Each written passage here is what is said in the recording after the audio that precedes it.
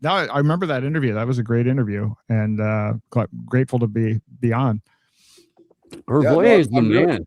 Love that guy. I'm really curious to hear you go into like a couple of things, like if and like please feel free to go wherever you want in the conversation. But one, talk about the Tether scandal, and also just like go into your hunger strike and what that was like, if you're down for it. Sure. Yeah. So I did a 40-day fast, which, unfortunately I could afford to do another 40-day fast, but I'm not, my wife's here. My wife, I've told her I'll never do a 40-day fast again. But I was trying to bring awareness to Roger Vere's situation, which at the time he was facing 109 years in federal prison, completely politically motivated charges brought up and pushed by the Biden administration. And my argument the whole time has been that this is part of this executive order that Biden signed to pursue a CBDC officially as government policy. And I say officially because the Federal Reserve had already developed 3 CBDC pilots going all the way back to like 2017. So there's this whole myth that the Federal Reserve has never explored and is only at the research phase. And they actually have worked with Bitcoin core developers and have tested working CBDCs. I mean, there's a digital dollar project that's been fully operational for quite some time. So that's the irony of that. But part of that executive order, if you're going to roll out a CBDC, you have to eliminate the competition because people are not going to like it. And so this is why the Biden administration did a whole of government crackdown. The IRS, Treasury Department, Department of Defense, everyone was going after and cracking down on crypto from a whole variety of different angles. And it was my opinion that Roger Ver and Ian Freeman, who was an even earlier case, were targeted for politically motivated reasons because they were 2 of the most effective people at promoting the use of crypto as an alternative to central banks. They weren't promoting crypto as a get rich quick scheme or Ponzi coins or tokens or meme coins. They were actually saying, hey, use this stuff instead of the dollar. And that's why they were targeted. So I did a 40-day fast to bring awareness to his case. And, I have my podcast that I do now weekly. I was doing it twice a week. So I've done fasting in the past, so there's kind of multiple reasons to do it. One, obviously fasting has been a great way. Gandhi and many others have used it for political purposes, but it's also great given the health crisis that we have in the United States. Fasting is one of the most powerful things that you can do to improve your physical health and your mental health because it just clears out, Day 3, you've rebooted your immune system. By day 7, you are starting to create new stem cells.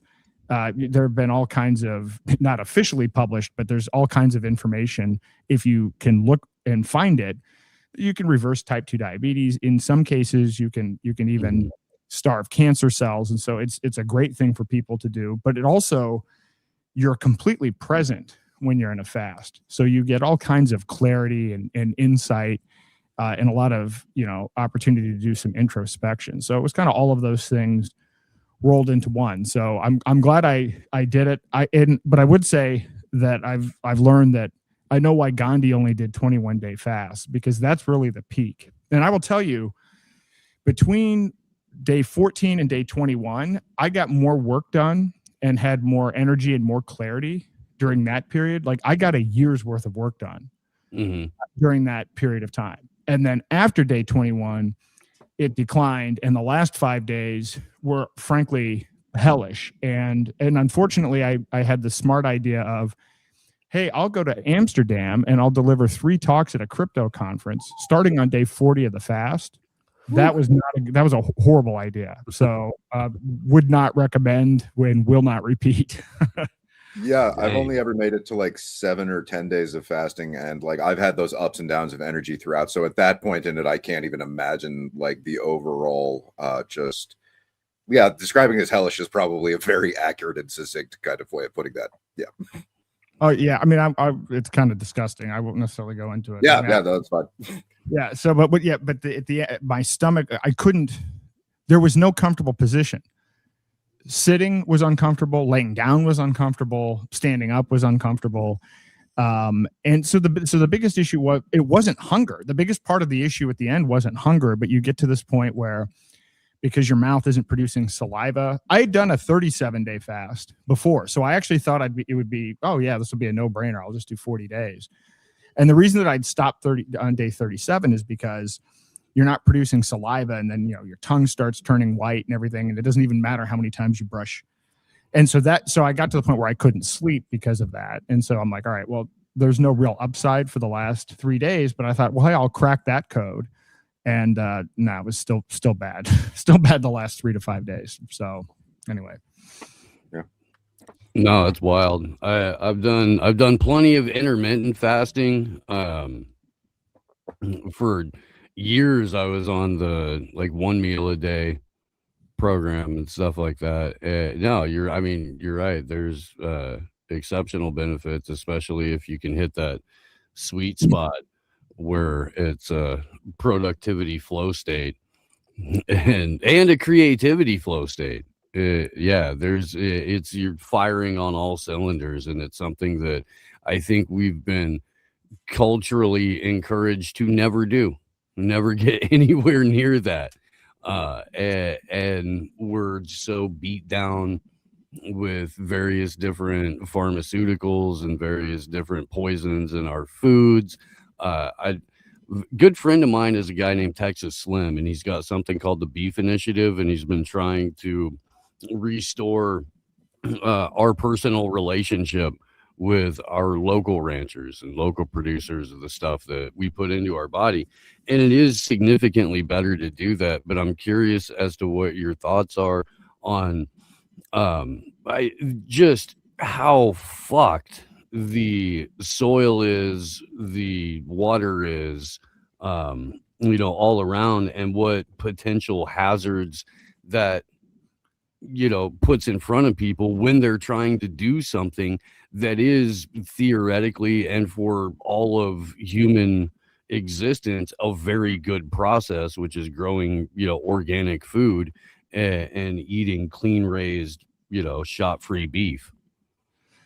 Yeah, I mean, one of the things when you're doing a fast is you're obviously, it's weird because you're not, once you get past day 3, you actually don't have hunger so much, but you do think about your relationship to food. So I would actually sit there and watch cooking shows, and people are like, oh, you must be, it's like torture. And it's not torture because you're not hungry, but what you are thinking about is your relationship with food. And then if, for me, just because of the nature of my personality, this is where, you start questioning everything. Well, why do we eat 3 meals a day? Why do we eat the food that we eat? And this didn't come out this fast. I learned about 20 years ago, but I mean, even things like the food pyramid, you start questioning everything about your reality, starting with food, but then you're in that mindset where you're like, well, hey, if the food is fraudulent, if the guidelines they've been giving us are completely the opposite of what is conducive to good health,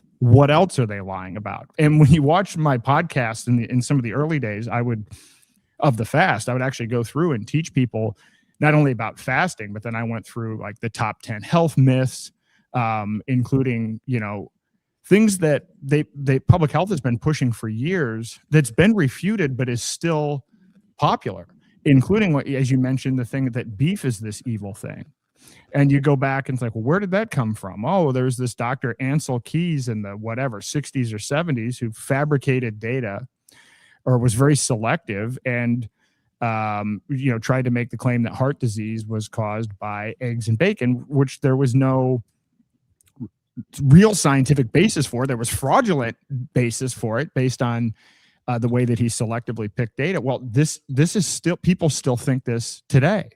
And it's absolutely provably false. And so then to your point, then you get into realizing, all right, well, they've been lying to us about the food, but even if you invert the food pyramid or whatever the latest performative thing is. It was a South Park joke. Yeah, exactly. And then they did it in real life. Yeah, and that's just the stupid timeline that we're currently occupying. a $90 billion annual budget for HHS to rotate the food pyramid 180 degrees. But then you realize that even if you do that, I mean, to your point about the soil, the food that we have, even if you're eating the right kinds of food, it isn't nutrient dense. And then you start even thinking about and questioning, I tell people you have to be careful when you read food labels. Even if you read a food label and now you've bought a food because you read the food label a year ago, read it again, because the same product, they add maltodextrin to everything now. It doesn't even matter what it is. It could be something that didn't have. I don't know why sugar and maltodextrin has to be in every food product that exists, but this spikes your blood sugar more than sugar does.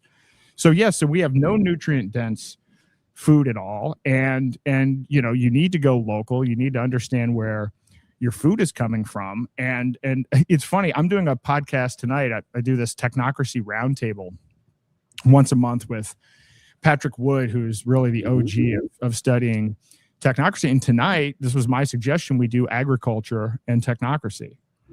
And I had done a podcast on this, and researching this, I didn't realize, I mean, yeah, we know about, GMO and some of this other stuff, but I mean, now it's down to the point where, John Deere's got satellites on everything. They're absolutely tracking everything. Farmers are in a position where they have debt that they can never get out of. They own nothing. But it's now the food supply is in this digital surveillance hellscape as well. And so it is a constant game, even though we have all of this knowledge and all of this information now, just trying to find nutrient dense food that isn't filled with toxins. It's like a video game to do that. This is even if you're aware of it. Well, I saw something, there was a organic egg, Vital Farms or something. I hope I'm not butchering this, but I just saw, my wife sent me a message that, what is it that they have, some kind of honey, what was it? The egg thing that you sent me? The egg thing that you sent me? Oh, was this the guy walking through the grocery store reading off egg codes? Yeah, more linoleic acid in this, really expensive organic egg version that we'd been getting, where you pay extra money for this, and it turns out that's fraudulent. So It's hard to stay on top of this and have reliably sourced food that isn't poison. So I want to throw in a few things to that overall canvas, and you're completely spot on. They now are doing chemical synthetic eggs that are literally just completely not food, that are painted to look like real eggs, so you can crack those and open those. As far as like the sugar in everything, it increases parasites, and so they're diminishing our overall resilience and ability to heal, while simultaneously tricking us into a hive mindset that comes as a result of being a parasitic entity being fed things that aren't real food, so that we then basically learn to eat and group and shit, and we become pigs ourselves. It's kind of like the degree to which we can be systematically targeted, conducive to the degradation of humanity, and then we become the likeness of Animal Farm. And it's kind of just one of those things that's built one layer after another in order to put us in that place. And then the long-term game of that, have you looked at the overlap between Bill Gates purchasing of farmland and the alleged outcome of the coming cataclysm, and how they're basically perfectly overlap with one another? So it's food security potentially moving into the future of the species post whatever the hell we're moving into in the next 10 to 20. Yep. Absolutely. And food is one of the big vectors, and healthcare is one of the big vectors of technocracy, and people aren't looking at that side of things. And so again, it's an ongoing struggle. And what you said is exactly right. They're manipulating the food with chemicals in a way that ends up being kind of a form of mind control. And gets us thinking unclearly. And it's tragic, and it's hard, even if you're aware of it, it's hard to stay on top of. We used to go to Costco, because for a long time, I've been keto, various forms of keto, although even I've realized I've got other issues where it's like, all right, in the wintertime, I need to have, I actually do need to have carbs in the winter. Not sugar ever, but in any event, for a while, Costco actually had decent food related to that. And now you can't trust any of the meat. You can't trust any of the products. Can't go to Costco at all. It's completely off the list. But I mean, this is, and over the last 5 years, I really have gotten a massive crash course in all of these different food systems and, you know, what ranching was, how it got the way it is, and ways out of it. And Slim's whole thing for years was beef and Bitcoin. He seems to be moving away from the Bitcoin part of that, but just, you know, trying to reframe the way that people view 100% of their consumption models, right? Whether it's what you're putting into your body, what you're putting into your mind, what you're nourishing your soul with, however you want to look at that, everything that you consume, we've been culturally pushed into such an instant gratification, poison addicted, dopamine addicted mess that you really have to, it's a complete reframing of effectively reality at this point in order to make a conscious decision to go, there are things that, you know, I thought were normal, I grew up believing were normal, that are very abnormal and very unhealthy.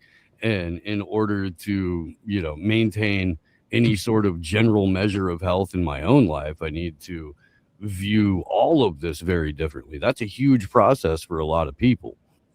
But to your point about John Deere and the way that agriculture is going and farming is going, when you talk to these ranchers and you talk to a lot of these people who just had their family farm bought out by a, you know, massive agriculture corporation, or whether they're just trying to hold on to a little piece of the land, you're absolutely correct. They don't own a fucking thing. They're in massive debt.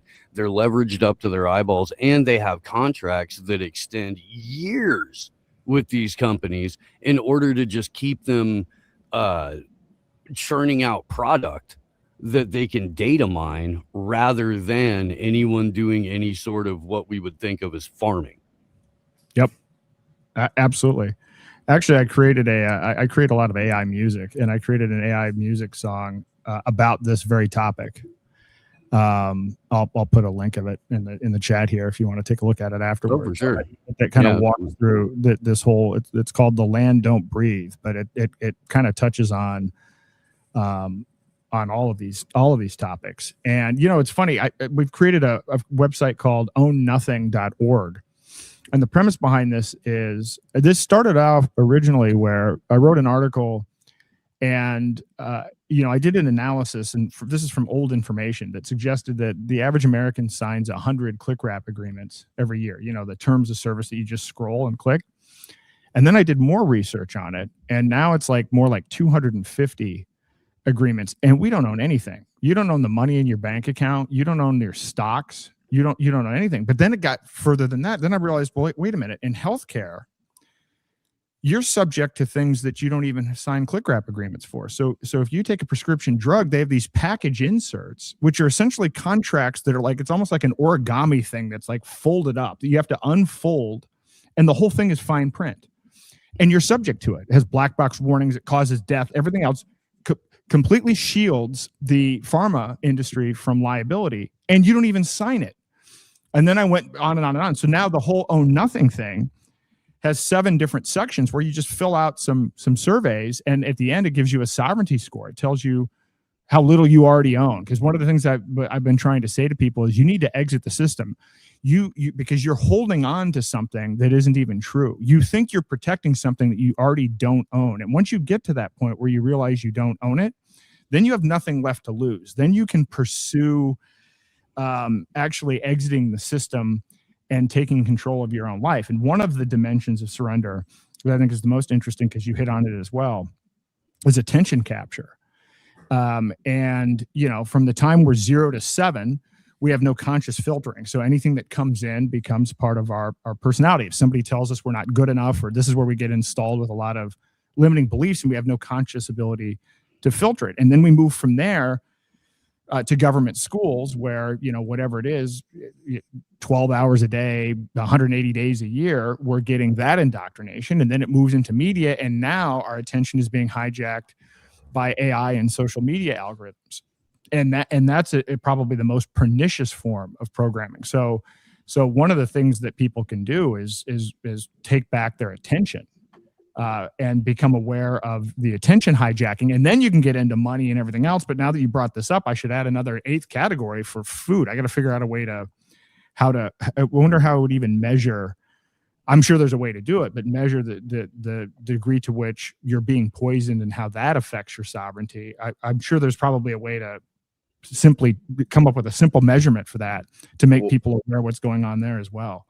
The problem with that is we're likely looking at intergenerational rollouts of epigenetic sabotage, not only via injection campaign, electrosmog, and other mechanisms as well, because that would be developmental margins within the matrix, which is just a Latin word for womb, moving out of one developmental margin into the next. Because if you're able to kneecap someone within the womb, then that's an impairment that will tether them to a like lower echelon of their own development, and then that'll kind of like roll forward one after another. So you kneecap and then you kneecap, and then eventually at a certain point the idea of walking is literally not possible at all. The only thing everyone is able to do is to stay at a perpetual crawl. And so that is the deliberate sabotaging of those cumulative dynamics that are supposed to be the maturation of the species, but it's the exact inversion of that right now. And so it's like, it really makes me wonder about what the hell they're creating out of the putty that they have turned people into. And my kind of contention has been that they're kind of doing the ritualistic machinations that they need to turn us into the plug for the machine, which is kind of like a bridge to the Tether scandal. Can you bridge the worlds so that people can understand the financial fraudulent entity in a parasitic way that's moving into the food landscape? What's up, Steve? Just real quick, though, to kind of answer Aaron's question. One way to do it would maybe to look at health markers between Amish populations and populations that are nearby, where the diets are very, very different. The health care is very, very different, and things like that. I don't know. But yeah, on to the tether angle. Well, yeah, trying to give people a full picture of the thing, because it is all one thing, and you're great at the various different aspects. So I'm kind of just throwing that out there so you can ball with it. Yep. No, that's that very, very good points. I mean, and this is an area that I need to look at for. I mean, it's funny, I'm on a podcast about it, but about the agriculture thing. But so much, I don't know anything about anything. Is what I continue to learn every day is how little I know about absolutely anything. But one of the things that we explored is health, the healthcare system, and we put together a medical tourism website called osara.com. And, I'm telling people now, it's like, form a medical trust to shield your assets, cancel your insurance, and then, get your medical services overseas. Like, there's no fixing US. And that's not a cure for any. That's kind of more that's a Band-Aid for it being institutionally captured by the existing system. There's certainly other ways that you can go about being more proactive and taking care of your health. But so many people, think about how many people there are that have jobs they hate just so that they can have insurance that doesn't actually improve their health. And in fact, it doesn't even protect them from catastrophic financial destruction. Every minute in the United States, somebody files for bankruptcy due to medical bills. 3/4 of those have insurance. 77% of those people own homes. Insurance is just it's an absolute 100% scam. So then they do that. They have these jobs they don't like for insurance that doesn't help their health, so that they can then retire by holding on to these investments that they don't vote the shares of in companies that are building their digital prison. This is essentially the life of quiet desperation that the average American is living right now. And it's sad that we are in this situation, that we're in this cycle, and people then just out of, I guess, familiarity are trying to hold on to that and protect that without realizing they're already largely in a cage. Now, how that relates to Tether, I don't even, the thing with Tether, I'm writing an article right now. It's not even an article. It's a mini book. Yeah. It's 10,000 words. I'm not good at doing short articles, but it's about what's going on with crypto legislation. And the premise behind it is this, there are people out there that believe that Trump ended the war on crypto. And in reality, Trump has accelerated the war on crypto, and they don't even realize it because they're believing the names on bills and they're listening to propaganda. And this fits into Tether. And this has been frustrating for me because I've spent 3 years warning people about CBDCs. And then people are like, oh, you must be really excited because Trump put out an executive order saying that there will be no U.S. CBDC. And the reality is we have something worse. We have this Genius Act, which is a backdoor CBDC. It's taking private stablecoins like Tether and USDC and adding government surveillance to it. So the kind of surveillance you would get with the CBDC, the tracking, the censorship, and everything else, that's now being applied to private solutions. But these private solutions are flawed in their own right. These are, again, the idea behind crypto was this is a form of money that you can use separate from governments and central banks. And now what we have is a digital programmable token backed by fiat. Like this is a gigantic inversion here. Mm-hmm. And then with Tether, even before getting into this situation, Tether was a stable coin, but that had never completed a successful audit. So it's not even clear. So they had a tokenized fiat that wasn't even backed by fiat. Then what they do is they cut a deal with this guy, Howard Lutnick, and Howard Lutnick comes in and says, well, my company, Cantor Fitzgerald, will manage all of the treasuries backing your stablecoin. Now, again, at this point in time, you weren't required to back your stablecoin with treasuries, but he goes in and cuts this deal where he says, all right, Tether, we'll give you $600 million in the form of a loan if you give us the exclusive contract to manage your treasuries. So this is Howard Lutnick. He does this before the election. Howard Lutnick, who's never been involved in politics before, then ends up becoming the head of Trump's transition team. He was angling to become Treasury Secretary and then pushes this Genius Act, which requires all stablecoin issuers to be backed by U.S. Treasuries. So our Commerce Secretary, Howard Lutnick, is the single biggest beneficiary of the Genius Act. And so now Tether is going to be required to be backed by treasuries. His firm manages all of it. And so none of this is pro crypto. None of this is pro freedom. All this does is add another middle layer, somebody who's politically connected, and it adds financial surveillance to digital fiat. It's probably the worst case outcome. It's worse than having a CBDC, because if they were pushing a CBDC, there would at least be resistance to it.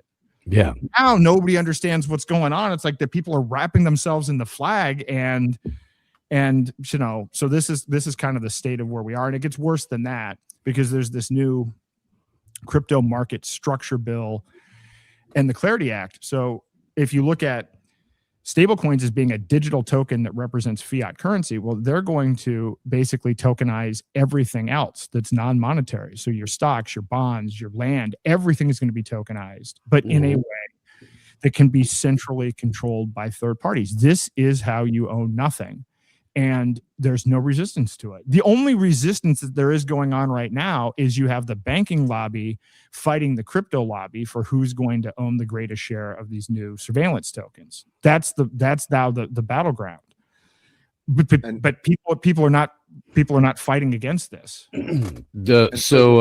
Ian Davis, who's a UK based author and journalist, has been screaming about this for years, and to that point too, Whitney Webb has been screaming about this, and pointing out that Lutnick was also Jeffrey Epstein's neighbor. Their houses were within walking distance. Lutnick is also deep in with the Chabad Lubavitch sect, as well as Jared Kushner, and these guys are leading the technocratic governance board for Gaza now, where 100% guaranteed all of the tokenization is going to be showcased on how you can manage a population via all of these different components of the technocratic state. And Richard Grove, for a number of years now, has been referring to this as Planet Gaza, and I didn't want him to be right about that, but holy shit, man, it really looks like it's steamrolling that direction. And you're right, there are very few people even talking about it, let alone talking about it in realistic terms for what it is, as opposed to the marketing and propaganda wrapped around it. I kind of just want to jump in at the tail end of that to talk about this overlaps then with the gamification of our very existence, because it creates the classical conditioning environment that then builds up to the operant conditioning by which we go about pecking at our black mirrors. And that kind of overlaps with Alison McDowell's work, which is impact investment. And so this is really just the gutting and re-engineering of the human condition, so that by the time you've come to the full culmination of who you identify as, you're only the reflection of what they wanted you to be. That's absolutely the case, and this is the end state of technocracy, and this is where this is moving. And the funny thing is, so again, you take Klaus Schwab and Bill Gates and everything pre-2024 election, and people are like, yeah, this is awful, or at least some people were like, we have to stop these globalists. And now we've replaced it with Elon Musk and Peter Thiel, where, universal basic income is a horrible idea, but if Elon Musk calls it universal high income, now I'm excited about it. Because you got to be high to fucking believe it. You do have to be high to believe it, but then it's like, we won because Klaus Schwab is no longer the chairman of the WEF. It's like, yeah, he was replaced by Larry Fink. If you think that's a victory, then you don't a German academic versus the largest asset manager on earth. You think you defeated the globalist, and then we're going to allow Palantir to have access to all American all of the federal government databases, which is what Doge's job was. And so I keep on saying to people, technocracy accelerated 5 years. And the last election was about technocracy with resistance versus technocracy without resistance, and technocracy without resistance won. And people don't know it, and they're cheering it. And I again, it's been frustrating for me because they do use the propaganda. And so now if you take something that's technical like tokenization, but people didn't necessarily even understand what a CBDC is. Now you have to differentiate between this kind of token and this kind of token. And then you have to when you have to start off with, all right, here's the history of the Federal Reserve, and this is how fiat works. And, I've done 4-hour workshops. You're not going to, you can only get so many people to listen for 4 hours. There's not a good elevator pitch with this when you're trying to counteract the largest propaganda machine on earth, which is, the U.S. government plus big tech. So, this is where we are. This is one of the reasons that I wanted to have you on the show, though, Aaron, because so many times over the last couple of years, I'll hop on Twitter or something, and you're saying like exactly what somebody needs to say in the tone that it needs to be said. And there are just far too few people doing that. And I know what kind of resistance you run up against. I understand having both, like multiple sides of an issue coming at you just because you're like, hey, I fundamentally understand the nature of this, and I think you should too. And it's just such a weird spot to be in as far as trying to communicate ideas to people who are pre-programmed to not just resist those ideas, but violently attack them. It's just a weird spot. Go ahead, Steve. Well, I kind of just want to throw in that, Aaron, what are your thoughts on the gradual erosion of efficacy of the lineage of depravity? Because like Schwab was just Kissinger's protege. And it makes me wonder how much Schwab was kind of just like a mouthpiece for the people who came before him, who seemed like they were a lot better at being evil. And now we're in this clumsy kind of like John Titus calls them the chew toy, the WEF being the chew toy, that at a certain point it might actually attract significant pushback in a way in which we could then orient our energy towards attacking it. But really, it's just a puppet class. And so kind of just like the hidden echelon of whatever the shit is pulling the strings. What's your take on that kind of thing? Well, I mean, in terms of it dissipating, I don't know, man. So every time I keep on going through stuff, you look at it, it's like, wow, it's really bad now. And then I think about growing up in the 80s, and I'm like, so what was really popular in the 80s? You had the Cosby Show, you had Michael Jackson, you had the Boy Scouts, and I'm like, man, this not stepped on cocaine. You had that, Aaron. Yeah. I mean, so I'm kind of like, maybe this hasn't gotten worse. This has always been bad. Nostalgia gives you rose-colored lenses, right? It really does. But Well, rose-colored Liz it's all like a pedophile thing, right? That's kind of where I was headed with that. As far as I know, there's never not been a point in my life, let alone my grandparents' life, where the people who are in real and perceived positions of power are part of the same millennial order of scumfuck pedophiles. And there's really no way around. I've tried to tell people, every president has been the worst president in my lifetime because it's gotten progressively worse with each president. Voting is a freaking consent ritual for bloodline pedophiles. Don't give them your consent, stuff like that. Okay. No, like Steve, you're right. Here, I'll clarify the point. So I think they did an autopsy on someone who was hugely inbred from a royal family, and his testes were literally fucking black. So what I am describing is the inbred gradual erosion, because like Kissinger was really good at being evil, and then you look at him versus like the mini-me like cartoon character that was Schwab. Well, Kyle Schwab was the distraction for Eric so Schmidt. It's like, it has been like that this entire time, but it is sort of like at the same time the snake shedding its skin for its next of kin that didn't fall far from the tree, but damn, that's a poison apple that looks pretty fucked up to everybody, that kind of thing. That's an interesting point. I haven't thought about that. That's actually a really good point. And maybe that's the case. Maybe the inbreeding has made it look cartoonish.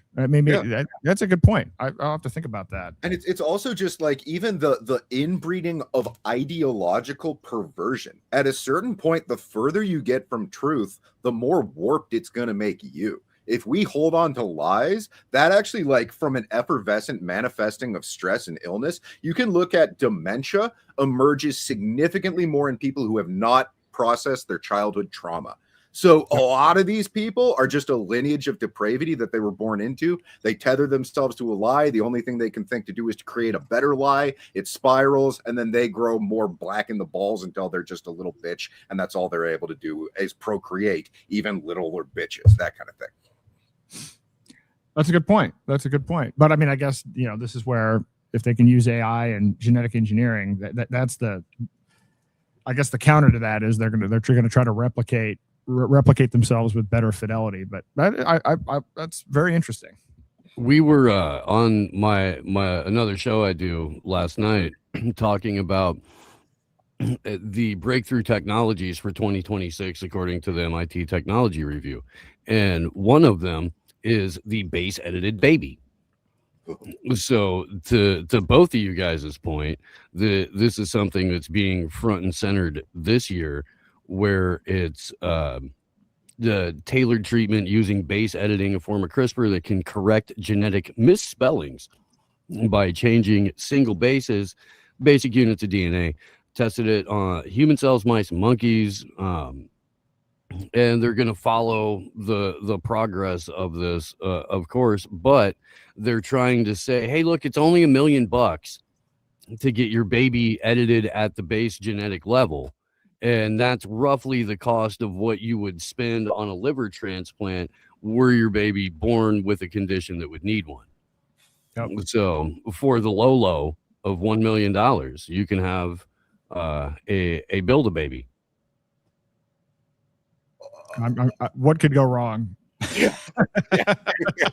Oh man, I really am wondering with the biodigital convergence and the plethora of human experimentation that happened with the injection schedule, how much of like pre-approved like procreation is going to be on a back end that we can't even fathom. I really am wondering, because if you look at like Nature publications, they'll talk about behavioral patterns being different post-vaccination schedule. That makes me wonder, okay, is that just the stress that these people were under and their personality type that then led them to behave in a certain way post-trauma? Or is it literally that we're bordering on hacking human beings in a certain echelon that we're completely unaware of? And I don't know the answer to that, but it's getting really science fiction really quick.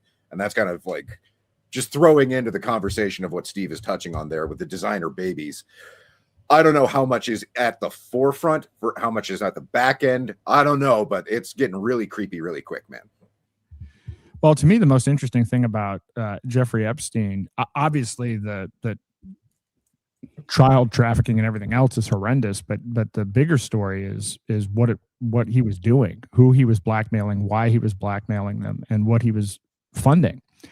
I created a site called technocracyatlas.com, and I've downloaded all of the documents, all of the DOJ documents, all of the pictures, analyzed all the pictures, done kind of face identification. Then I've taken the Pandora Papers, Panama Papers, everything else, and then trying to crowdsource research on this. But, you know, I've had Courtney Turner, and I've talked to Courtney Turner many times, and she's done a lot of investigative research that just shows how heavily he was behind AI, genetic engineering, even, you know, whatever he had going on in New Mexico. Apparently he was trying to you know,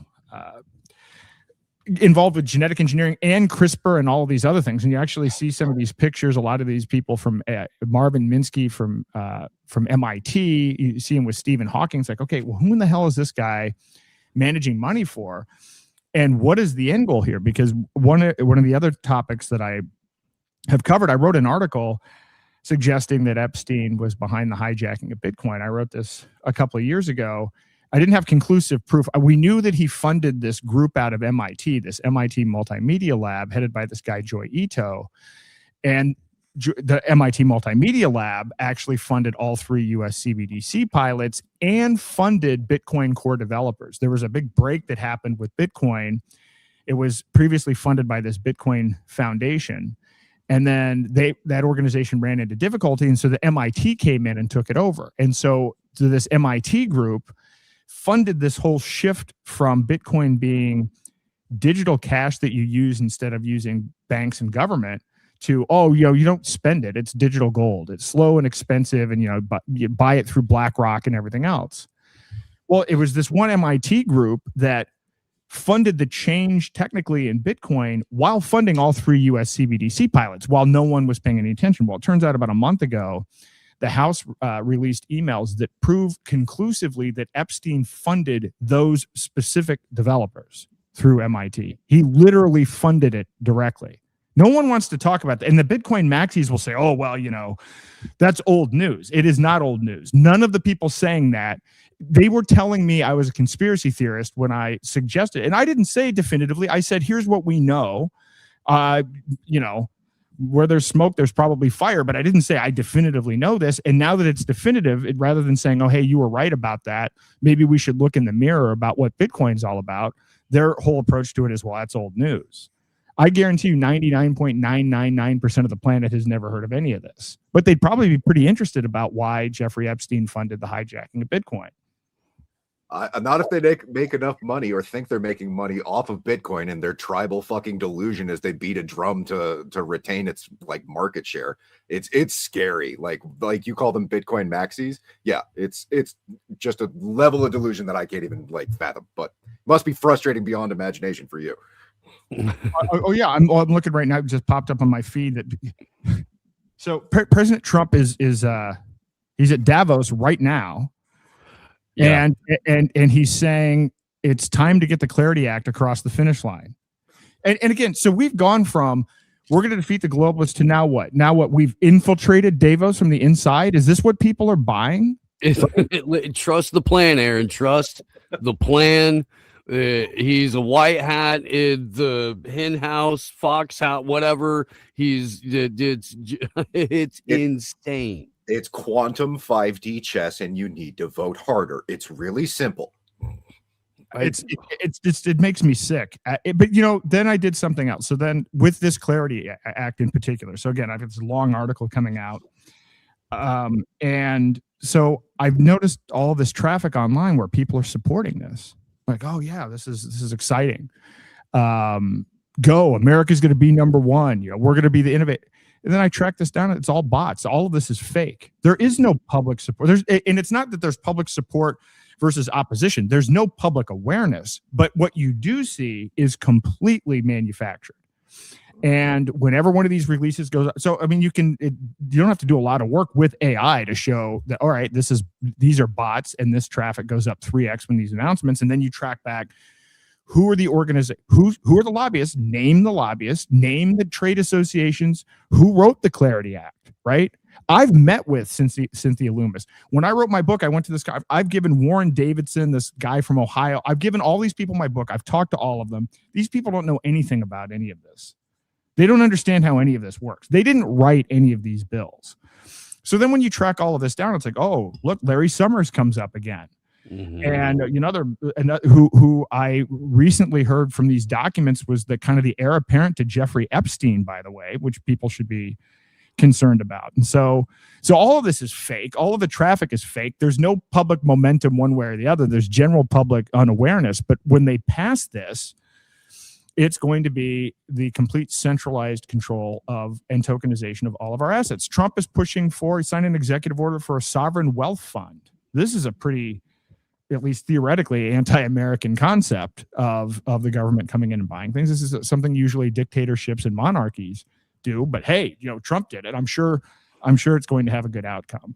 Well, I mean, his good friends, the Saudis, have their own sovereign wealth fund, and his good friends, the Qataris, have theirs. So why not? Because, hey, they got low taxes, so maybe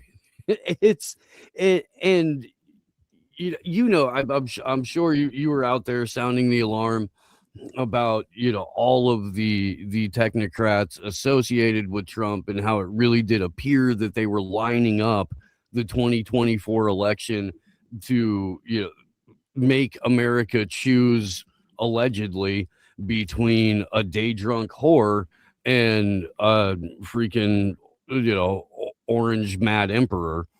And America decided, look, we're ready for a lot of things as a country, but one thing we're not is ready for a day drunk whore to be the president of the United States. So no sir, not on my watch.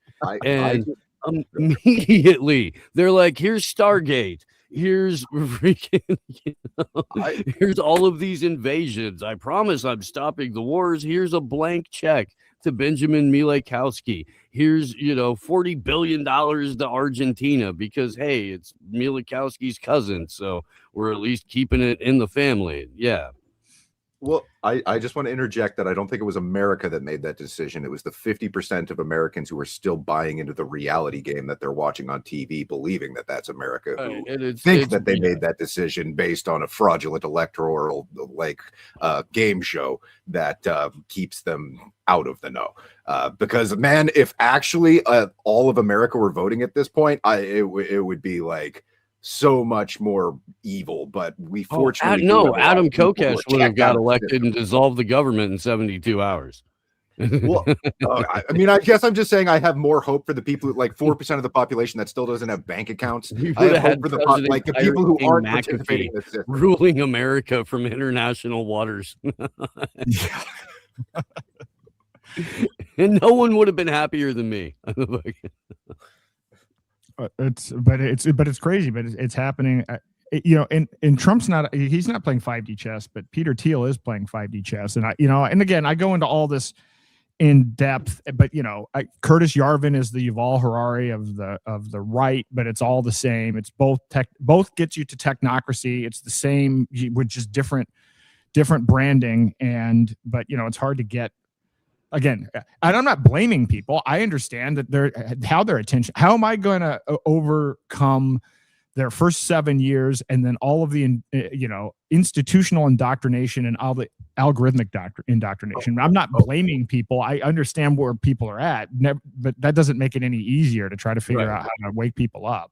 Well, bro, I got to interject on that one because one of the things, and this is from the book Rape of the Mind, and it's going into the process by which they learned how to habitually entrain people into learned helplessness and the conditioning. And they found that they were able to break the Pavlovian conditioning for getting the dog to salivate in two different ways. One was, so the dogs that were in the lab weren't actually owned by the scientist. And occasionally the owner would walk in and the dog would be so happy and excited to see its owner that it would forget the process of habitual entrainment that it was going through. So that's one out for hope, is that you're actually connecting to true love and actual connection. The other is that at one point, the lab that they were being conditioned in flooded, and a lot of the dogs were in their cages and they were basically just trying to survive. And that bypassed the habitual. So we're looking at two different roads here. One is genuine love and connection, and the other is being in a survival modality very suddenly. Yep. Very, very good point. So how do we do that? Well, we basically, I think, need to stop existing in the algorithmic constraints that we turn to every day as a reinforcement for the echo chamber of confirmation bias, and instead get boots on the ground grassroots dissemination of real media that people can actually just share and even learn from the Mormons and go door to door. I think we're increasingly at the point where we actually have to talk to each other and not just James look at Torbett out on the corner with his trunk open, fucking slinging mixtapes. stuff Heck like yeah. that. Yeah, but I mean, like, literally, we have to come back to real. We can't look at what the digital tells us is real. No, I would agree with that. Aaron, we have a game that we play with first-time guests on the show, and it's the Dementia Memory Recall game. And I want to use this as a segue to get to the music that you created. It's been shown in numerous studies that music does vastly increase cognitive function in people who are in cognitive decline. So if you were to walk in to a room with a relative that had dementia and play a particular piece of music for them, it would transport them back to that particular era of time and access those memories and that cognition. Yep. So the game is, let's say, Aaron, God forbid, you're in the old author's home, right? You're in the old writer's home. You got a bad case of the Joe Bidens.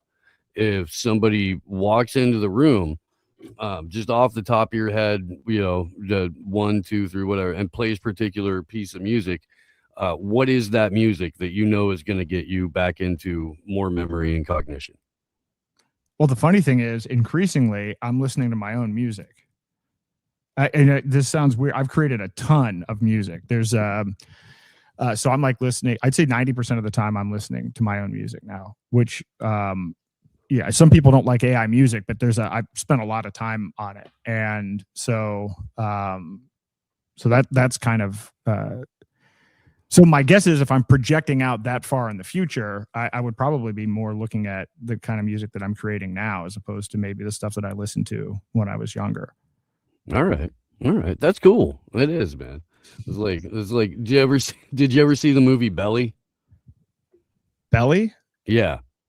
No, I don't think so. It's gonna be a deep cut, but in it, it stars Nas and DMX, and the entire movie, every time DMX is in a car or he's walking into a room or out of a room, it's always DMX's music, and that's immediately what and I have nothing but love for DMX. I want to make that perfectly clear. But yeah, I immediately thought of DMX in a Mercedes E-Class, rolling around listening to DMX, and fucking that's what I now picture is Aaron Day and a pimped out E-Class Mercedes. You really have to understand Steve. He's like a music savant. So if you shake anything at him, the likeness of a song, it's immediately where his mind's going to go. Yeah, it's like car keys for me. It really is. Yeah, I apologize. It's like talking about trains. Did you want to introduce the song here? I don't know what happened to it. There we go. So this was a song that so a lot of the music that I create, I'll get information together for my podcast, and in this particular episode, it was about technocracy and agriculture. And so I did a whole bunch of research because I don't know that much about this. You sound like you know a lot more about this topic actually than I do, but I thought it was an interesting one to pursue. So I did a whole bunch of research on it and got my presentation ready for my podcast. And then based on that information, I used that as the basis for creating the song. And so this is a song that kind of explores and explains, in music, what's gone on from the perspective of a farmer that has been affected and impacted by the growth of technocracy and the infiltration of technocracy in the agriculture space. The song sounds a lot better than my description of it. This is The Land Don't Breathe.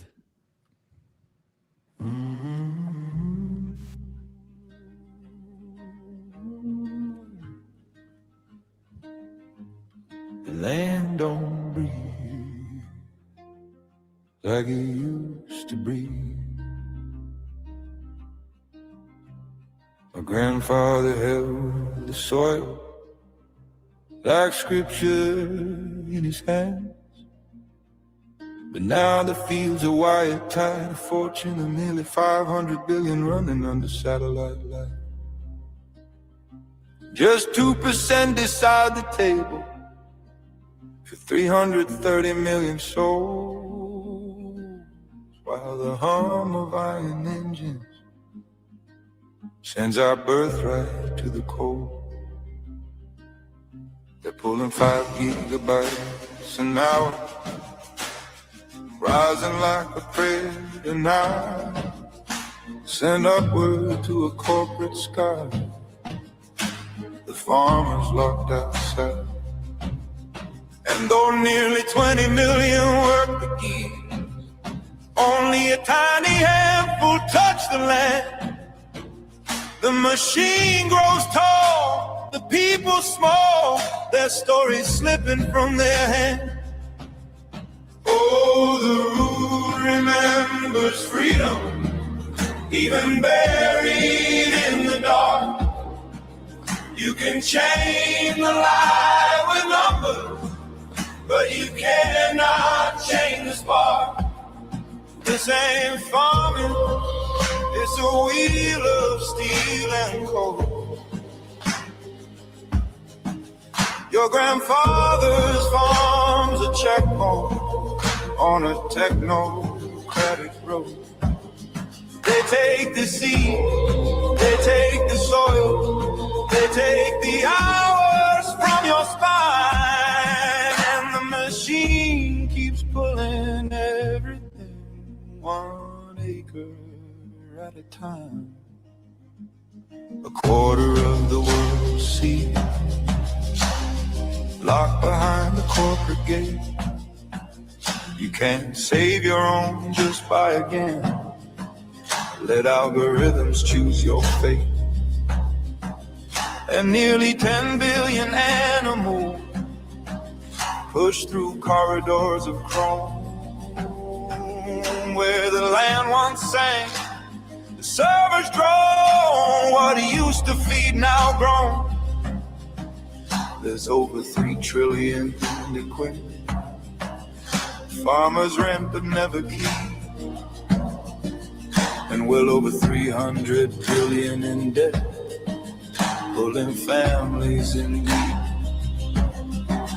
Call it progress, call it glory, but I've read the hidden lines. The machine is fed by labor, and it starves the working mind.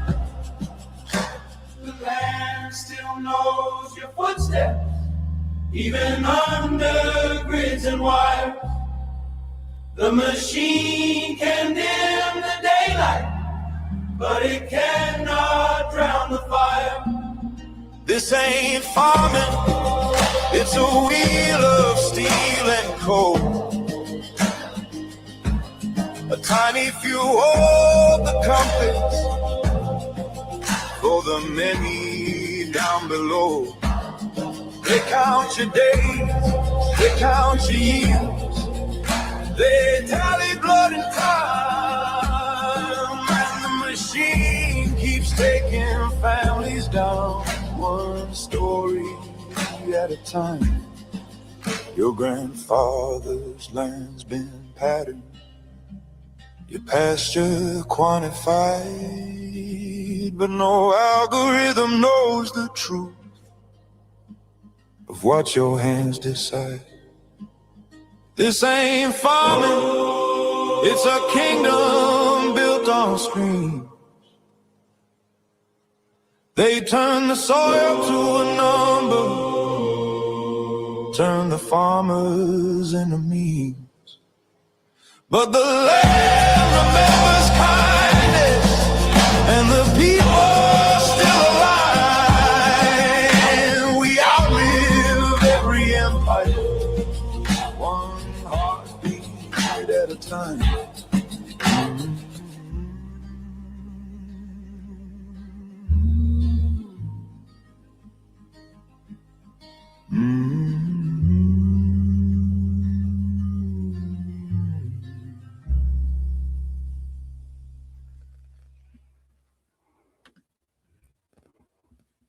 Cool, man. Yeah, if you want to talk to a long-term thinker who's been going into food being the inevitable thing that this all comes to, you want to talk to Ernie Hancock. Yep, I actually just was on his show on Monday, so I There talk to it is. Ernie all the time. So yeah, big fan. Yeah, no, Ernie's fantastic. This is good stuff, man. Let's see. Any particular direction you wanted to go, Tease? No, I mean, for How me, much time do you have, Aaron? We've got about 30 more minutes in the show. Yeah, that's what I budgeted that. Okay, cool. However long you want to keep me on, that's fine. Right on. Yeah. no, I mean, I guess my central point of orientation has always been trying to create the story that you can tell people so they can even begin to fathom what's happening. And that's where I continue to come from. It's like when we met in Mexico at the People's Reset, and then you were also at Anarchapulco. I was doing a documentary on Derek Rose, and then the other one was on Hervoje Morik, and then on Charlie Robinson.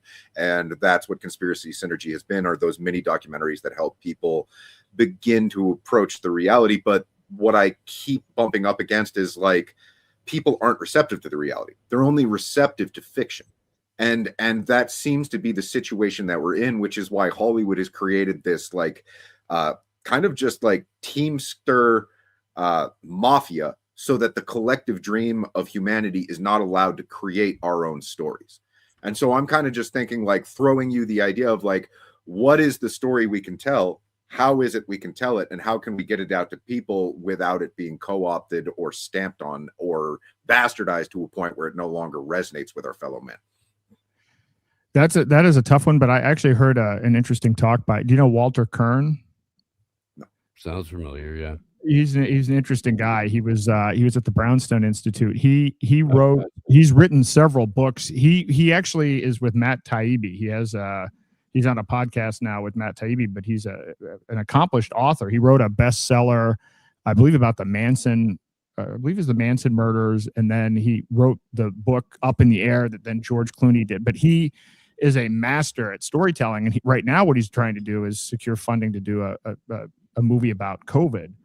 But I heard him give a talk about how, oftentimes we're good at trying to reach people at the intellectual level, but if you can't pierce through that, if you can't tell an emotional story, this is why we lose, because the people that control Hollywood know how to manipulate, and it's not just about manipulation, but they know how to tell stories at a more emotional level. And so he was describing how he was going about making this a movie about COVID, but without it being as completely overt. And so he has a lot of ideas about this that I think are very, very interesting. And he's probably right. I don't know if he'll be able to get this movie made, but there certainly is an opportunity to do that, because you can't confront people with facts. You can't confront people. And again, given where people are in terms of their attention being hijacked and the belief systems that they already have, you got to find another way to go about doing it. I don't know what the answer is, but I do know that that's the right approach. Yeah. So, I mean, we're looking at the reality being that about 60% or more of people feel and don't even necessarily think at all, arguably, somewhere within that margin. And they are collectively under the mythos that has been cast on them by a sorcerer class that has created the conveyor belt of blueprints that people use to rough assemble their own description of reality, kind of like the predictive programming conveyor belt. And then we're still on that. And so we're trying to rally and create our own stories, but then you have to look at like the infrastructure of filmmaking, how much it takes to be able to raise those funds, how long it takes to be able to create the distribution networks. To give you an example, it's like to get on to Apple, they retain half of whatever you sell something for. So all of the major distribution networks are actually parasitic, and they're designed to break you down. And so it's almost like trying to get stories out, but they're in as messenger pigeons, but those environments are designed to shoot those messenger pigeons down. So it's a really interesting thing where we have the solution, but then it's like this like terrain of landmines that will blow the leg off of anything that gets up and running.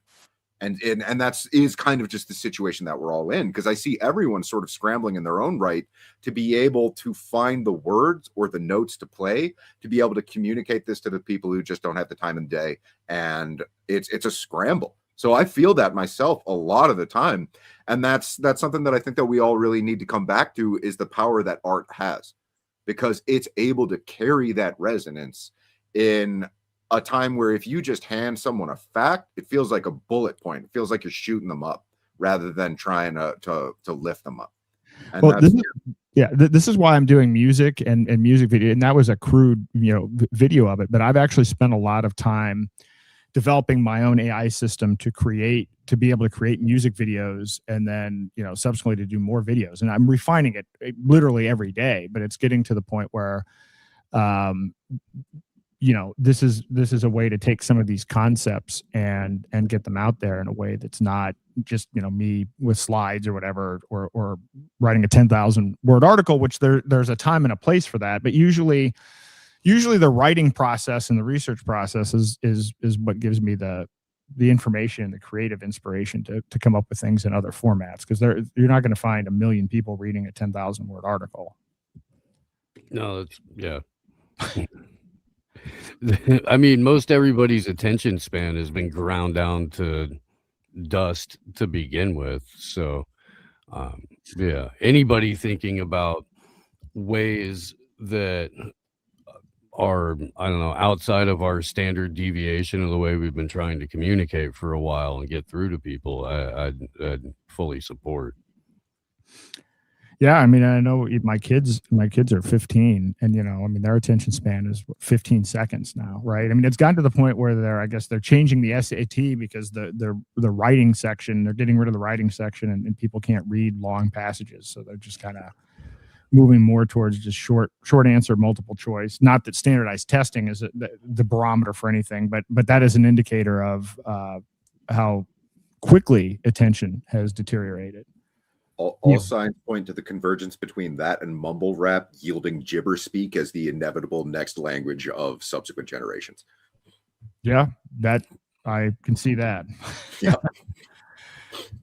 Oh God. That means anybody with basic communication skills is going to control vast swaths of people.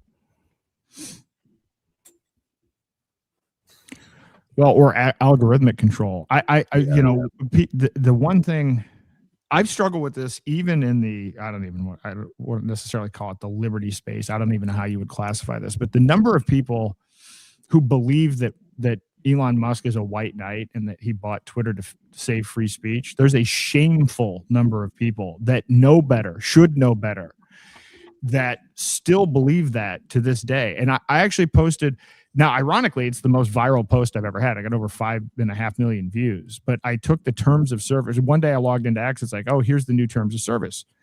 So I read the terms of service, and then I threw it into AI, and I put out a tweet. I'm like, hey, here's what the new terms of service says. It says he can use all your data for his AI. You don't own any of the content. They can give all of your information, including DMs, to the government authorities. And if you have a dispute, there's only one court in Texas you can go to, and your maximum potential award amount is $100. Like, it's just, and people looked at that, and a whole bunch of people like, well, I'm an artist. I'm going to stop posting on January the 15th when that comes into effect. And the truth is, that was in the old terms of service. There's only a few tweaks to the new terms of service. I summarized the new terms of service, but the new terms of service is 95% the same as the old. So they already gave up all of their content and intellectual ownership to this. Oh, and by the way, if you try to reverse engineer or figure out any kind of censorship going on, that is an automatic violation of the terms of service. So I'm like, so you think this guy is saving free speech? There's a video clip. He said he's buying this so he can rip off WeChat, which is the basis of social. Like this, I can give you a video of Elon in his own words on video, and people still won't believe that. They're still like he's on there with Tulsi Gabbard and Vivek and Trump as part of the Avengers. I'm like, I don't know what to do about that. I've been blocked by some prominent people in the Liberty space for dropping that exact video over the years at a pace that may be considered trollish to some. But yeah, for years, especially right when he was buying it, I was, playing the heck out of that and trying to get anyone, to jump on board with it. If you go on Twitter right now, I'll show you. The live of this, the promo for it says live on WeChat with an X, powered by so I mean, yeah, brother, I'm with you. I am. Yeah. Well, how do we break through that, knowing that now this is the dominant channel, right? I mean, he can manipulate these algorithms. He can tweak the algorithms and influence public opinion on an issue.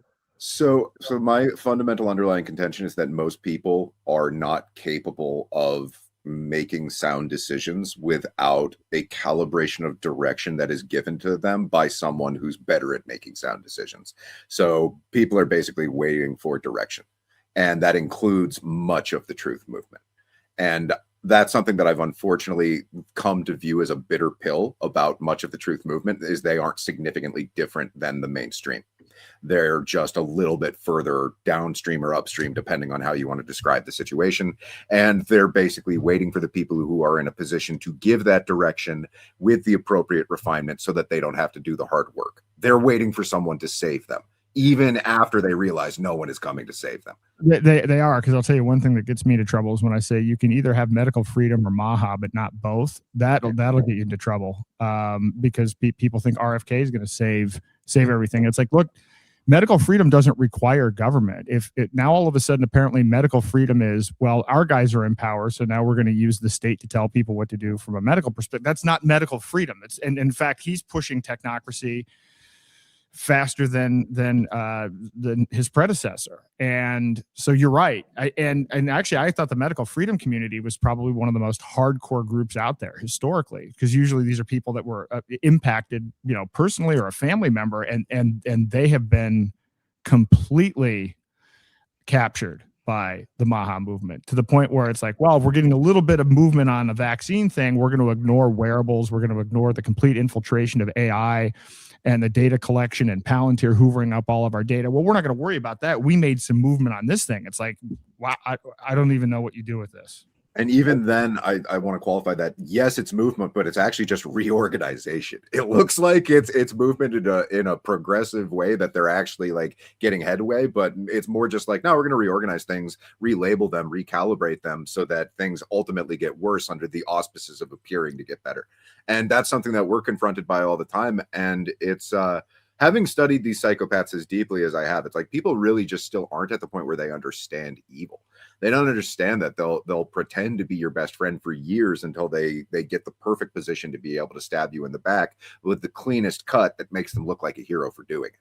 And that's kind of just the slow, gradual war of attrition that these parasitic kind of character types have managed to inject into everyone.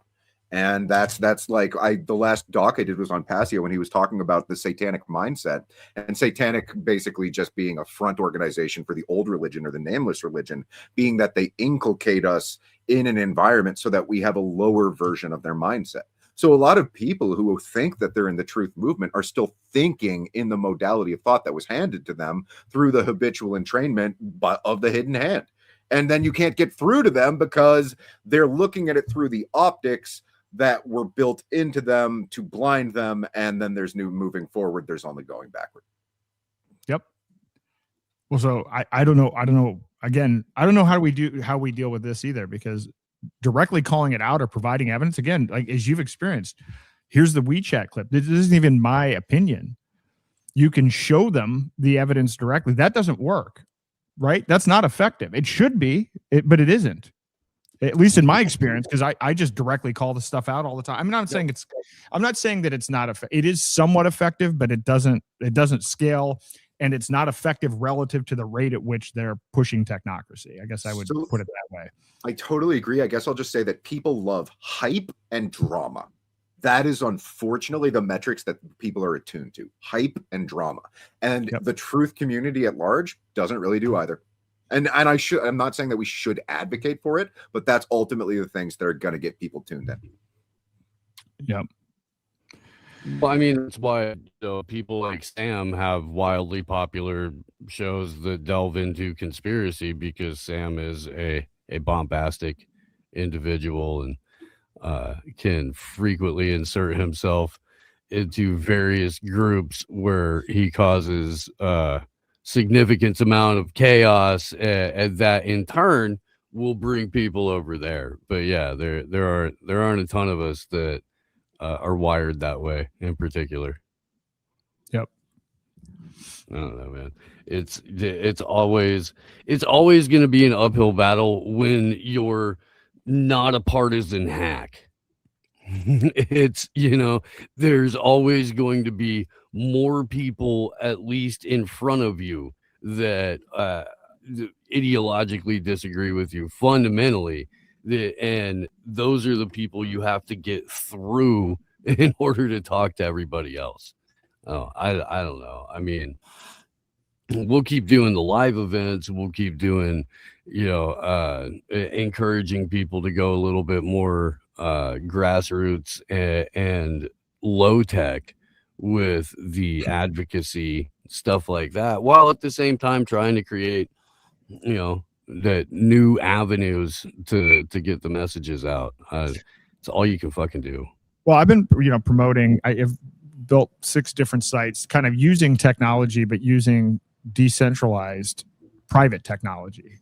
So for instance, we've got this de-Googled phone that, we're going to have a number of other privacy solutions built in to help the barrier. Because one of the difficulties has been, like, for instance, with AI, AI through ChatGPT or Grok or whatever is a disaster, but AI itself isn't a disaster. So I've spent a lot of time aggregating my own data. So I've got, 126 terabytes here. And so I'm using AI to access my own data. I'm not relying on the models that have been trained, open AI, which is trained on Reddit and the general internet. I mean, what do you think you're going to get as their prediction for the next token? But AI can be useful as a way to, I found that it's useful to access my own information. So for instance, taking all of my writings, all of my podcasts, just to be able to, because a lot of times you're spending repackaging your own information. It's time consuming to do that. That's a pretty good use of AI. Mike Adams has released this AI that he spent years and a couple $1 million on all the data he's been collecting as Health Ranger, and then all of these other data sets, and you can download it on your device. You don't even need to be connected to the internet. You can ask it, what are natural cures for cancer? So I think that we don't have to shun technology, but we've got to extricate ourselves from big tech and centralized technology. This is also why I hate CBDCs, but I like privacy coins and I like privacy tokens. So I like things like Zano and Freedom Dollar.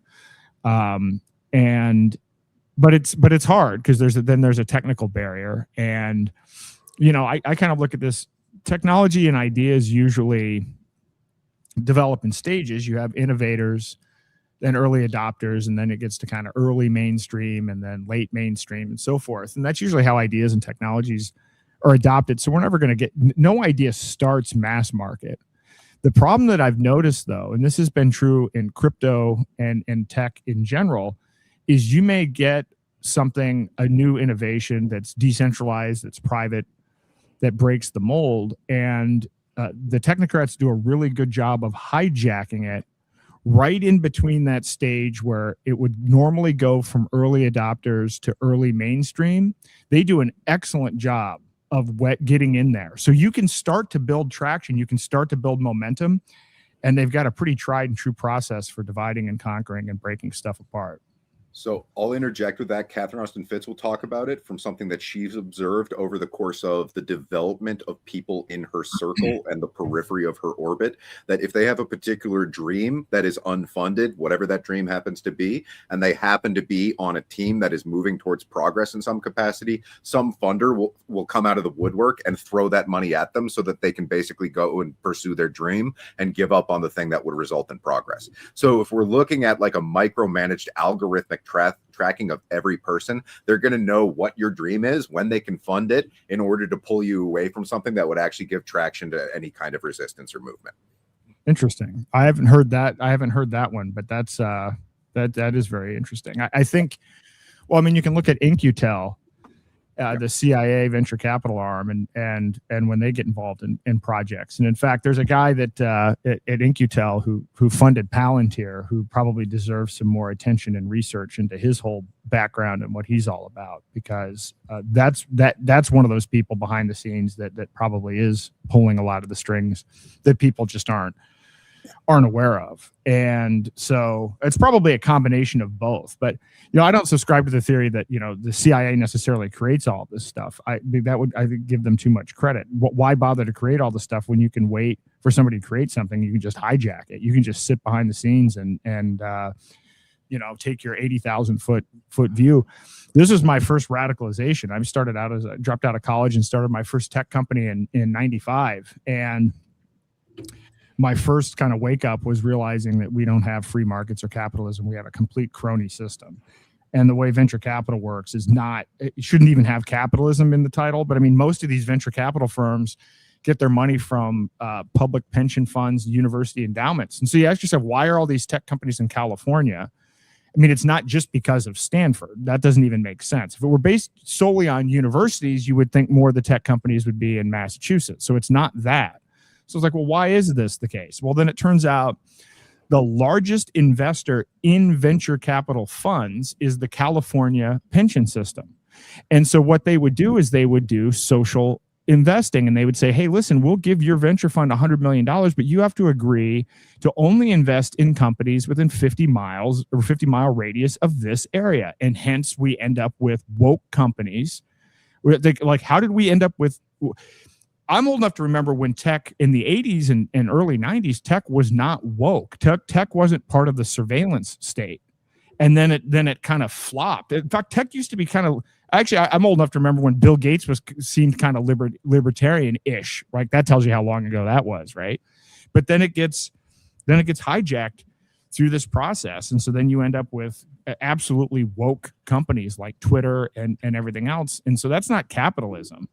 That was a wake up call. That was a big wake up call for me. So but I think they've perfected this. They've even had, because I was a young entrepreneur. I was only 19, and it would be one of these things where like, well, we'll give you $10 million, but you have to bring in our guy to be CEO. Or it's like, okay, and in particular the marketing function, which is really propaganda, right? So you have top marketing. Your marketing VP has to come from these schools, and then you dig into that. It's like, okay, these people are tied to the WEF, and the whole thing is the whole corporate process and the way. Well, they say this is scaling up corporations, and it's not. It's really capturing startups and throwing them into the technocratic mill. Yeah, it's a parasitic hive mind creating fake dream portals that suck people into them. They ultimately end up slaves in the abyss that are on a perpetual treadmill. I mean, like, look at like private equity. I was looking at, I don't know if it was in Congress or something. It was a woman was talking about how the private equity will go out there and create gigantic pools based off of the dreams of people who want their children to become athletes. And they'll think that they're going to get like basically an athletic scholarship for something like 50% of the participants. The reality is more like 2%. And so they're selling people these fake dreams. And then the private equity, like the amount that they've been able to kind of like lure into this slush fund, it's larger than what all of college sports and like professional sports bring in together. So that's when you're like moving lower in the totem pool to hijack people's dreams earlier to get them into those slush fund environments that ultimately make it so that they were going nowhere. And it's this gigantic, just like criminal enterprise that everyone is born into, and they don't realize it until it's too late. Yep. Wow. That is pretty disgusting. Yeah. It's surreal. I mean, you were talking earlier in the conversation, Aaron, about people taking shit jobs for the health insurance. We've got people who are tied to international war crimes for life for the health insurance. Wow. That's true. Yeah, I used to live in the Santa Cruz Mountains, and there's a Lockheed facility not too far away. And every once in a while, you would get Lockheed engineers through the bar late at night in like confession mode. They'd get hammered and start talking about what they worked on or what they were working on. And it was just unsettling. Yep. But, yeah. And they're, obviously they're doing it for a paycheck or they're doing it for the benefits, because very few people go into college with a particular penchant for engineering or something like that, going, I'm going to create systems that one day Peter Thiel will use to target massive amounts of civilians and exterminate them, all in the service of the Greater Israel Project. They probably don't sign up for that. No, that's usually not an answer someone gives when they're a kid either. When you're asked, what do you want to be when you grow up? Right. Well, we gotta wind down here, but Aaron, I really do appreciate you coming through and being generous with your time. I enjoyed the heck out of this, and please do come back on and remind people where they can find all your work and any particular project you want to pitch. The best place to find me is daylightfreedom.org. That kind of links to my other projects. And then you can find me on X at Aaron R. Day. I didn't mention this. I'm running for U.S. Senate, but I don't believe in the political process. So I probably should have talked about that earlier. The whole point of it is, I've done this before. I ran specifically to spoil a sitting U.S. Senator, which was successful. It didn't have the impact I hoped it would, but the whole point of my campaign is to convince people to take back their own sovereignty. But I'm running against a guy that, if I decide to run, John E. Sununu, who voted for the Patriot Act, voted for TARP, then became a WEF chair of finance. And this guy's a Republican. And so this is just another one of these classic examples. So, my campaign will be going around the state, teaching people how to use privacy coins and exit insurance. That voting for me won't solve anything, but I think this might be a good platform, because this race might determine which of these fake parties gets control of the U.S. Senate. So anyway.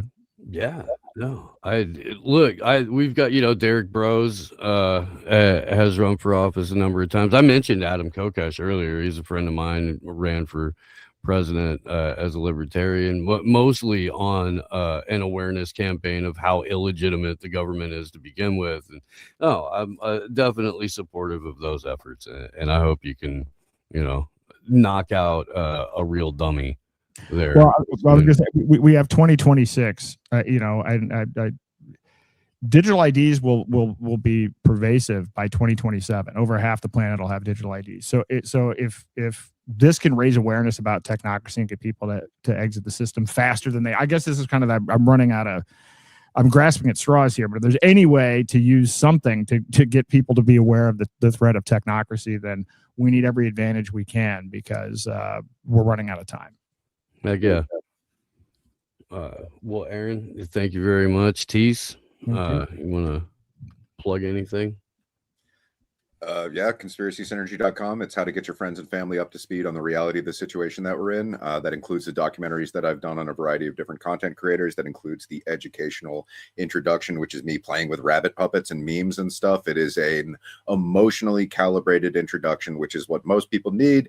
But at the same time, I'm shadow banned and blah, blah, blah, all the stuff that happens when you're actually doing it the right way. So it's one of those things where it depends on your participation in order to be able to get the information and the message out there. That's why I've made it free for everybody. It's certainly not free for me, so please do support me. It's value for value. even if you don't see the work that I'm doing immediately, know that I'm working constantly. And that's because this is the third world war being fought in an unconventional modality, and it's not going to go away. It's going to get worse. So everybody should start paying attention, start tuning in to those of us who are actually doing it ahead of the curve, because yeah, we've been right about a lot this entire time. And so thanks for coming and hanging out, Aaron. I appreciate your work and everything you do. It was nice meeting you. Are you going to be at Anarchapulco this year participating, or? Finalizing this right now, trying to figure out the logistics, but I probably will be there. Okay. Well, I'm not there this year, but say hi to Charlie for me and everyone else who is present. I hope it's a great time. Okay, will do. Right. Poppy's Field Project tonight at 6 on the West Coast, 9 on the East Coast. I'll be live later this afternoon with Garland Nixon. I am not sure what time that is, but Garland and I will be doing our Wednesday show at some point this afternoon. I'll drop a link in the Telegram group. Charles will be on tomorrow. And yeah, thanks again, everybody. Thanks for the people who helped produce this morning show. Again, utilize the direct donate links if you're in a position to contribute to truly independent media. Love the heck out of you guys, and we'll see you soon. Good luck to us all. Go back to bed, America. Your government has figured out how it all transpired. Go back to bed, America. Your government is in control again. Here's American Gladiators. Watch this. Shut up. Go back to bed, America. Here's American Gladiators. Here is 56 channels of it. Watch these pituitary retards bang their fucking skulls together and congratulate you on living in the land of freedom. Here you go, America. You are free.